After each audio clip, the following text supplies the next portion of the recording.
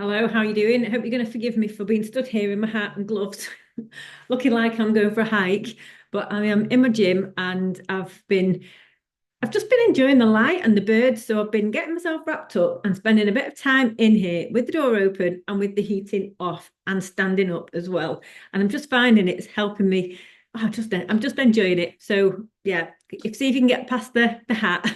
Well, I'll talk about what I'm going to talk about today, which is creating a healthier food mindset or a healthier relationship with food.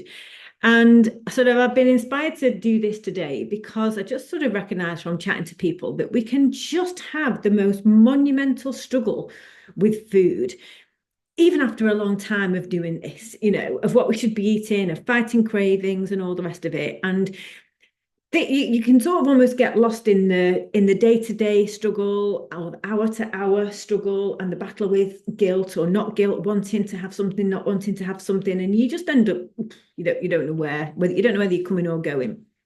So hopefully this will just help you maybe just think about things in a different way, give you a different perspective. Because I think we have to start with being clear about what we're aiming for. And again, when we're in the day to day, we can sort of forget the big picture.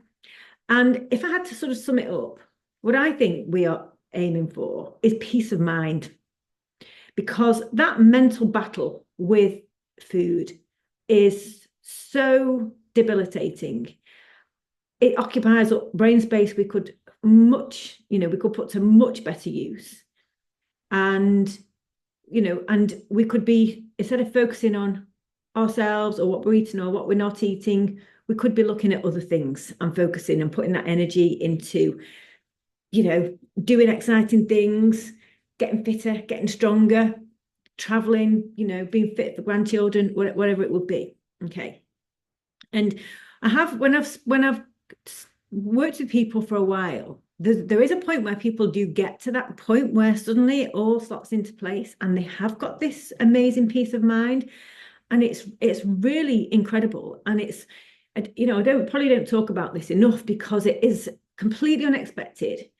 It's never something that you are signing up for. You never think that that's what, nobody has ever come to me and said, I want peace of mind from food. They want to lose weight. They want to know why they can't stick to a diet. They want to start exercising. No one ever asks for peace of mind. We don't think we're looking for that. But when we get to the point when we find it, it's absolutely incredible. So, and if we think about food, I mean, I'm just going to tell you something you'll have heard this story again before, but I'm going to tell it again. And it's about when I lived in Italy. And this sort of really brought it home to me because I was someone who had just had a lifelong struggle with food and just always wanting to eat more than I knew I could. And, when I got there and I was in a remote village, I was 33, so it's 20 years ago, bloody hell. And I was in a remote village with about 100 people in there. So it was just like stepping back 200 years, going back in time. And most of my friends, I mean, I don't know how much you know about rural Europe, but young people have gone. They've all gone to the town or the cities to work because there's no money up there. So all my friends were in the 70s and 80s. I think I was in my happy place with all these with all these people. But what was really interesting was they were all really strong and really active. And, they had small holdings, they had land that they would get wood from to burn fuel to cook, to heat the houses because petrol was or diesel, whatever fuel you used up in the middle of nowhere was so expensive. They had animals, some of them would be keeping and killing their own livestock. They grew their own vegetables, they had hay fields that they would use to feed their animals. And it was just really physical work all year round. And it was in the mountains where a few mile away from ski resorts. It was brutally cold in the winter. And they were just like machines. It was just fantastic. And a couple of friends that I had was a woman called Secunda and a man called Pasquale. And he had a limp. And I remember him telling me once that he'd fallen out of a cherry tree. And I said, when did you do that? Thinking he was going to tell me when he was young. And he said a couple of years ago. He was 89 when he told me. And I mean, I just never met anyone like that in my life. And they were all thin and they were all strong. And I remember being with them. We used to help them a lot with their work, and we would go back home. She'd make a load of handmade pasta in between working on the field, and you'd go to this sort of gourmet meal, and when they didn't work, they ate less. And they just had this it's Italy at the end of the day. I have never eaten such great food in my life. They ate biscuits for breakfast or bread for breakfast, pasta for lunch, desserts, and then obviously there was a lot of vegetables and soup and stuff like that. So there was no limits, there was no forbidden foods, there was no conversation around gluten or anything like that. They just ate this fantastic diet, but they just knew how much they needed to eat, and they respected that. And that was something that I noticed about, again, probably rural Italians and older Italians. They just really did have this inbuilt sense of discipline about just eating the right amount, having the right thing at the right time in the right quantities, which was quite phenomenal. And if I had a conversation with those, I mean, they've died now, sadly. But if I'd have ever talked to those people about food cravings or being on a diet or feeling guilty about what they were, or not eating pasta, I don't think they would have even understood what I was talking about. There would have just not been any concept of this struggle with food. They just ate. They ate amazing food. They were passionate about food. I remember before I could speak Italian, I used to go on holiday there, and I'd be on the beach or in a shop, and you hear people chatting and you wonder what they're talking about. And then when I could learn to speak Italian and I understood it, they were all talking about food, even the men. Everyone was talking about what they were buying and what they were having for the tea. It was hilarious. It was just everywhere. So there was this passion about food, but also they were able to live in real peace with it and eat everything. But it was about how much they had and just having this innate understanding of what was good for them. And, that's my goal. And I just wanted to share that with you because I think that's what we all want. We don't want to have this conflict in our mind about what we should or shouldn't be having. And I think as part of this process, we can learn to educate ourselves on what healthy, balanced food looks like. But we also need to learn about, enjoyment of food and giving ourselves permission to enjoy the food we have. In fact, I think that's vitally important. And I think we have to be thinking about how we get ourselves to a place where we eat for the right reasons, and the right reasons are energy, support our health as we're getting older, and also enjoyment, as I say. The wrong reasons are because there's something not right in our mind or our life, and we're turning to food.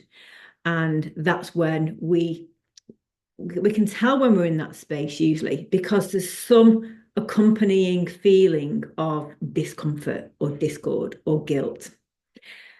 Because we probably we know we need something else. We know food's not the thing we want in that moment, but we don't have the tools or the resources or the awareness maybe to break that habit. And that's where this brain conflict comes from.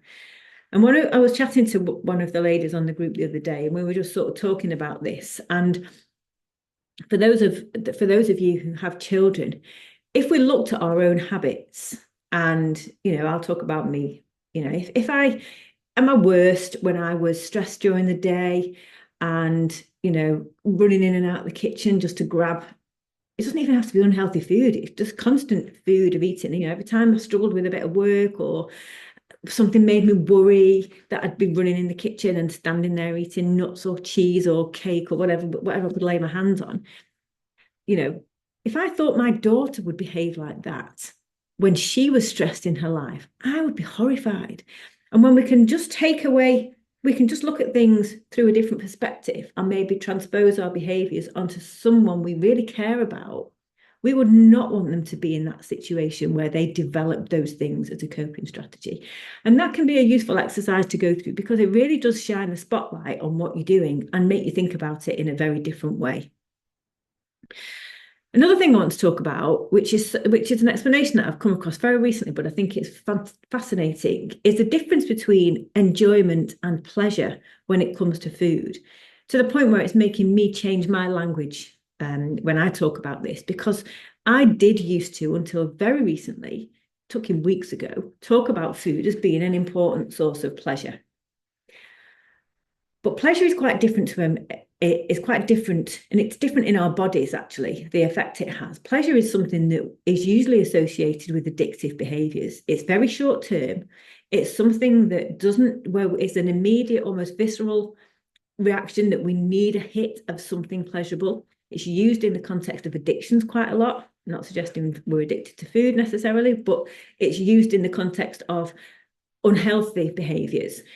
And it gives us an immediate rush of something, but there's nothing else in that experience. And we're certainly not, pleasure rules out any consideration of what the long-term implications would be. It's very much about short-term in the now and not thinking about consequences. And so it's a very pleasure is a more hedonistic quality. So that might be me crouching in between it on my knees in front of my daughter's cupboard, stealing her chocolate. Yeah, I get a momentary rush of pleasure from that chocolate, suddenly followed by guilt and embarrassment that I'm actually reducing myself down to that level. And then that's gone. But I'm not happy after that. I want some more. So I'll go and do the work and then I'll come back and finish it off. And that's what pleasure is from food. Enjoyment is a different thing. Enjoyment is where there's anticipation, and we are more in the moment and enjoying that whole experience, and it's more protracted. And that's very much, if I go back to an Italian situation, when I think of some of these elaborate meals that I would have been sat into with people where if you'd have counted calories, I think you'd have had to stick a few notes on from what you would ever normally eat in a day. But that was all about enjoyment. They were big, long, drawn out events. There was lots of preparation to make them special. It was about people being together, and catching up and laughing and all the rest of it, and that's enjoyment. If you were making planning a special meal for friends or family, that's all about enjoyment, the love, the effort, the attention that you're putting into that meal. And then savoring not just what you're eating, but savoring the whole experience. That's the type of enjoyment that we should be having from food. And that's what we're trying to get, this balance between the healthy, nutritious food and the enjoyment.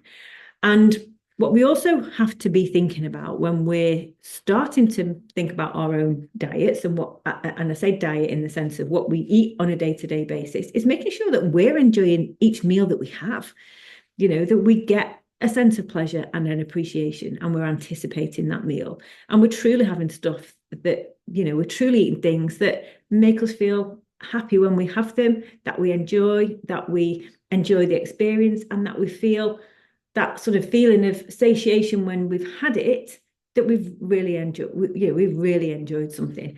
That's sort of a healthy response. But also we're building in this idea of knowing what we need. And what happened, and where that comes from, is tuning in to feelings, okay? And I think sometimes it's worth us maybe just taking a little bit of time when we're maybe struggling with a lot of cravings or struggling to get the balance right, is to just take a little bit of time and think about what would good look like for us? What would be a way of eating that would give us the most peace of mind? I think that's just a massive question and a really important one. And I very much encourage you to sort of go and do that exercise. And there's a bigger picture here, because what I just see time and time again is, if I ask somebody, someone who's recognizing they're having too many treats or something, and I say, what are you doing for yourself? When do you switch off or relax? What are the nice things you do for yourself? They just draw a blank and there's nothing. And that's the problem. So the problem's not really, if we're focusing on the cravings and the food, we're not really focusing on the real problem. We're not having any moments of peace or relaxation or enjoyment or other sources of pleasure for ourselves to keep our day in balance. And we're looking for it from the food. There's something not right. And that's why we need to sort of be prepared to go into that, because we have to think what's going on, that we can be stressed, we can be tired, we can just be suffering with hormonal fluctuations. There can be a whole raft of reasons. That's why I did the internal resistance video. If there's something not right, we're masking that with food. So it is a sign that we need to go digging around and look for what the root cause is. So rather than putting ourselves under ridiculous pressure to suddenly have the willpower to not have these things that are in our house that we want, well, but that's a wasted effort, because that's not the problem. The problem isn't the willpower. The problem is there's some other area of discord in our life that we're not addressing, or maybe not aware of yet. And that's what we need to focus on. And then we won't need the food as much. Now, there's something else I also want to bring up here when we're looking to have this healthier food mindset. And that's when it's time to accept some compromise. And we can very easily have ourselves in our mind that we want, and this might be subconscious rather than a very obvious thing, that we're always somehow feeling this pressure to have this perfect body, or the vision of something about that we remember that we looked like at a certain time in our lives that we're trying to get back to. So that might be one thing that we're trying to get to. And we might think to achieve that, we actually have to have this perfect diet. So we're putting ourselves under two sources of pressure to have this perfectly healthy diet, which probably doesn't score very highly on the enjoyment front, and this very potentially unrealistic body ideal.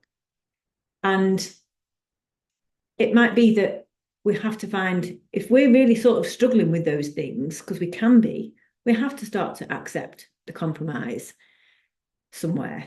Because if we're constantly finding that we can't stick to that perfect diet, maybe it's time to stop trying to make it a perfect diet. If we're not achieving this perfect body, maybe it's time to accept that we're now in our 50s, or you might be younger than me, and actually we can accept there might be a bit more fat somewhere in other places, or we just don't look like the 20-year-old version of ourselves. And that can be quite a hard thing to accept. And it might seem even counterproductive to what I'm trying to help you do here. But it's not that we have to literally flog ourselves to death until we achieve perfection on either of those areas. And that's probably what I want you to more think about. Maybe it's about taking that pressure off and accepting that you don't have to struggle that much. And if you release the pressure on yourself and start accepting a less perfect body, or a more authentic version of your body, and a diet that's not so regimented, you'll find that peace of mind that I talked about here, that just makes everything seem so much easier. And when things seem easier, actually they start to fall into place a little bit better. I remember and it was definitely sort of in my maybe mid to late 40s, I can really remember being sat again in front of my daughter's food cupboard. There's a pattern here, I know where to go. Just thinking really needing something, and fighting myself because there was chocolate in there or whatever there was. And I really wanted it, and I knew I shouldn't have it. And I was in this zone of being on a diet. I'd been fasting, I'd been doing keto, and doing fasted. I had all these foods that I couldn't eat, like bread or sugar or carbs. And there I'm sat there on the floor trying to eat, I don't know how old she would have been, a 12-year-old's chocolate, with all of these rules in my mind. And I remember thinking, I just can't do this anymore. I just can't keep having all these ridiculous rules of what I can and can't eat. And I stopped. And it just felt like a whole weight was lifted off my shoulders, because suddenly I wasn't putting myself under some of those restrictions. And yes, I went through a period of buying cakes and eating it, and going back to sandwiches and pasta. And I did put a little bit of weight on, to be honest. But that no more than I ever had done, trying to do keto, fasting, no carbs, no gluten, all the rest of it, where I'd equally struggled with. But what I was able to do eventually was just have immediately actually just had freed up some headspace, and just took a whole lot of pressure off myself, and gave myself some mental capacity to just think through things differently and try a different approach. And that's ultimately what's got me to where I am today, where I can eat. I don't have any rules anymore. I eat everything based on how I feel. And that's what I want you to also start to think about, is start to trust yourself, and start to look for good feelings. And in the sense of, when something's right. that fighting ourselves sometimes is where there's a conflict between what we want to do and what we're doing, and they're not lined up. So we want to, I'm trying to think of how I would describe it. I was going to say, we want to be healthier. We want to be healthier and stronger in the long term for our children or grandchildren, or to have an adventure or to retire, etc. But we're doing things that are actually sabotaging that. That's when we have this feeling of conflict in our mind. Whereas if you start to go and start to trust your feelings and let go of things that are causing you to have those negative feelings, what you get is peace of mind, which is incredible. And one of the things that, again, I'm going over some of the things that I've talked about before, and that was when I stopped drinking. And this isn't trying to get you to stop drinking, but it was just a peace of mind from not battling alcohol. And there's also a peace of mind from not battling cravings. And one of the things that gets in our way of letting go of some of the food that we crave is we worry that by giving it up, we're going to be worse. Our lives going to get less enjoyable. We're going to be, not enjoy something. We're going to be boring. We're not going to be able to go out for a meal with our partners or enjoy things. We just make all this up and imagine this worst situation in the future. Whereas the reality is, when we let things go that aren't working for us or aren't bringing us happiness or peace of mind, we do feel better. And the game changer is how we feel more than anything. And that's what we want to start to be guided by. What feels right for you? Okay. And, that's the goal. So that's what I want you to sort of start to maybe just try and pay attention to. And, let go of rules that you're putting on yourself. Notice the conflict and try and play around with that and see what happens when you listen to what is working well for you or what's not working well for you, and make changes based on how you feel. That can be really powerful. Okay. So that's something that, again, I just wanted to bring up today, talking about how you create that healthier mindset. Because what we want to be at the end of the day, and I think it's useful to sort of look at the end goal. The end goal is to have a system of food that just works for us. What works for me is going to be different to what works for you. How I may be thinking about food now is going to change in the future. When I start training more, I'm going to have to eat more. So I'm going to be thinking about things around recovery. So we can have a model of food that works for us now. Doesn't mean it's never going to change. It may well do. Might not. Doesn't matter. But we're trying to just sort of find a system that works for us. And that really is something that we just know is the right thing, and we're happy with it and we accept it. Because then if we can get to this place where we've got, the systems set up to plan the food, buy the food, eat the food, just have it, don't overthink it, then we free up this huge amount of brain power, and we can start focusing on things that are actually more interesting and exciting in our life. That's what we should be doing. We're trying to get the food bit worked out. What's going to make us feel good? What's the right way for us? What do I have to do to make that happen? Notice when it's right and wrong based on how I feel. Yeah. Do a little bit of journaling, do a little bit of work on working out what that is for you, a bit of trial and error, because the goal is that you find something that you can stick with that feels as easy and frictionless and as freeing as you possibly can, so that you can focus on things that are really going to make your life so much better, and you're using your food and your exercise as a vehicle to give you good energy, to make you feel stronger, to help you feel more confident and braver, to get up and out in the world and do things with your friends, with your family, with your career, whatever it is that you want to do. That's where we're trying to get to. And I think when we just take a little bit of time to think about that as a big picture, it can just give us some guidance of how we might get out of sticky spots, because that's when we're focused on the here and now and we're getting lost in the weeds rather than thinking about where we're trying to get to and why. And also reminding ourselves of what the massive payoff of all this work is. Because again, when we're only focused on the struggle, we can't make changes because we feel like we're making changes that are going to make things even more of a struggle.